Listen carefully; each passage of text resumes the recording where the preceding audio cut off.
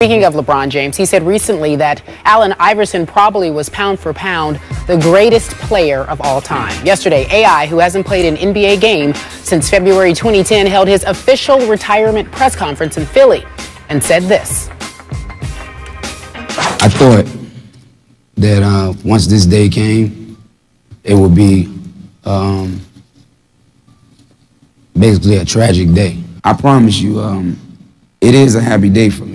You know, I really thought that this day would be a tough day for me, but it's a happy day. You know, my whole thing was just being me.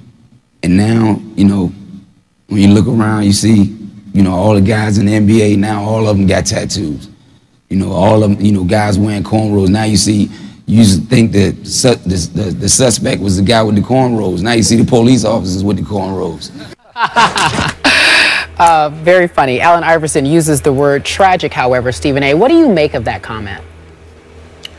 Well, I think a lot of people hear the word tragic when it comes to Allen Iverson, and they think about him and obviously the numerous reports that have been bandied about pertaining to him, his quality of life, what's happened to his life since he hasn't been playing in the NBA in recent memory. Obviously, there are people that have had reasons for concern, myself included, but anybody that knows Allen Iverson loves Allen Iverson. I'm one of those people. It's popular as a journalist to sit there and spew objectivity and talk about, you know, how we're distant and apart from guys. Allen Iverson is my man. I love him. I love him dearly, and I'm always rooting for him, and I'm always wishing him the best. And you know, and I don't believe that I'm sitting in this position today, at least in some part, if it were not for him, my covering him, the level of access that he blessed me with when it pertained to his career, what he's meant to me as a reporter and ultimately as a friend. And I say that as an individual sometimes that have had to come down very, very hard on him simply because of things that were publicized and couldn't be hidden because it was out there for the world to see. Number two, because I had a job to do. Number three, and more importantly, because sometimes you take measures in an effort to save somebody from themselves because you see an unwillingness for them to do it themselves. But in the end, he's had a heart of gold. If there were any mistakes that he made, it was primarily him being loyal to a fault when it comes to loved ones, friends, family.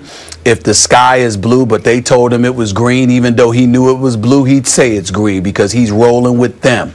He's that kind of a loyal cat. And when you look at his NBA career, 26.7 points per game, 4 scoring titles, taking the Philadelphia 76ers with that Rat Pat bunch to the NBA Finals against the Lakers. They don't run into Shaq and Kobe. Allen Iverson wins a world championship. Make no mistake about it.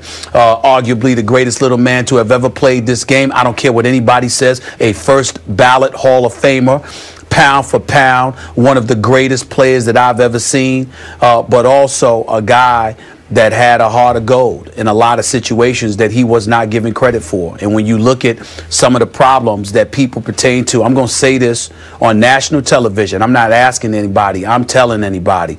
All of these problems that have been, you know, talked about as it pertains to Allen Iverson, there's one big problem, and bigger than anything. And that's the fact that of all the stuff we've heard about the separation from his family. If his family was somehow able to get back together, Allen Iverson would be just fine. A matter of fact, Skip, I'd make a legitimate argument that, you know what, sit there, put a suit on, make sure you're ready to show up on time. He can come here and do this job and turn it out. He could turn it out. He would be an incredible addition to this network.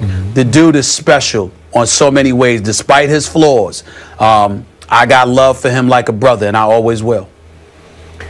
Stephen A., you covered him for all those years through his heydays in Philly. Describe for our viewers just how big Allen was in those years in that city. I don't think I can describe it any better than Larry Brown, the former head coach of the Philadelphia 76ers, now down at SMU, who coached Allen Iverson his second year for about 6 seasons. We all know the back and forth they had with one another, but when I had my show, quite frankly, Allen Iverson came on that show and cried when I brought up Larry Brown, because no matter how much he loved him, it wasn't anything compared to how much he loved Larry Brown when he was gone.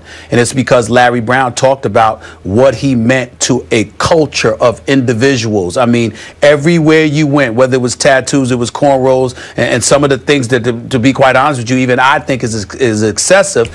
You know, he had that kind of impact on a generation of kids. A culture was not just changed, but defined by him, Skip.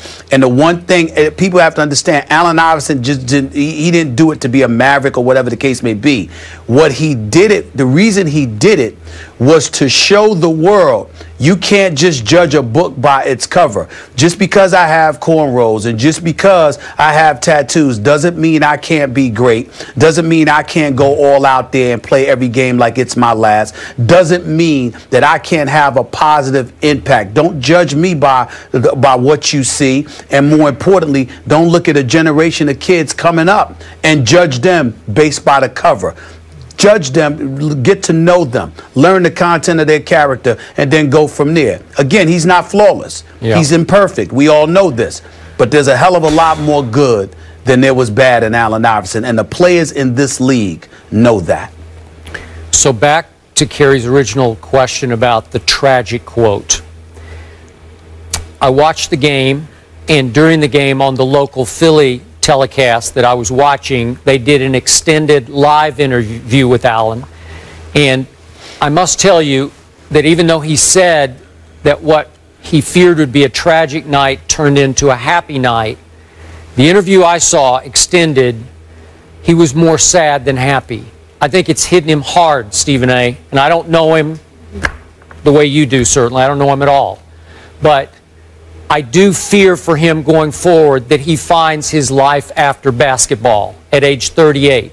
I think there's still some shock in him that it ended, that the NBA finally said no to him actually, what, 3 years ago. He's been a couple of years playing overseas now. That the NBA said, no, you have to go home, Allen. You can't play this game anymore. And it's so hard for many players to accept, especially for this player. And I agree with LeBron, pound for pound, greatest player ever. You want to talk about never taking a night off. You want to talk about playing your guts out every night, taking physical abuse the way maybe no player ever has taken it night after night after night, crashing the lane through the trees night after night.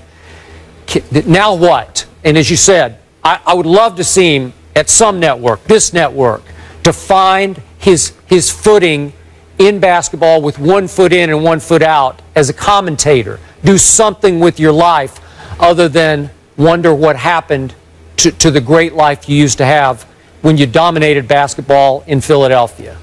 Well, we connected yesterday. He and I texted each other briefly before his retirement announcement, and he talked about how hard it was, but that he's in a happy place, you know, as it pertains to his playing career. I think the thing that we need to consider is the fact that it wasn't just his playing career, but everything in his personal life combined with his playing career all seemed to snowball at one time. And that's a lot to overcome when you were once arguably the most celebrated athlete in the world. And so when you take that into consideration, it's a lot for him to deal with. But I'm not going to lie to you. I said to him yesterday, this ain't the end. This is the beginning.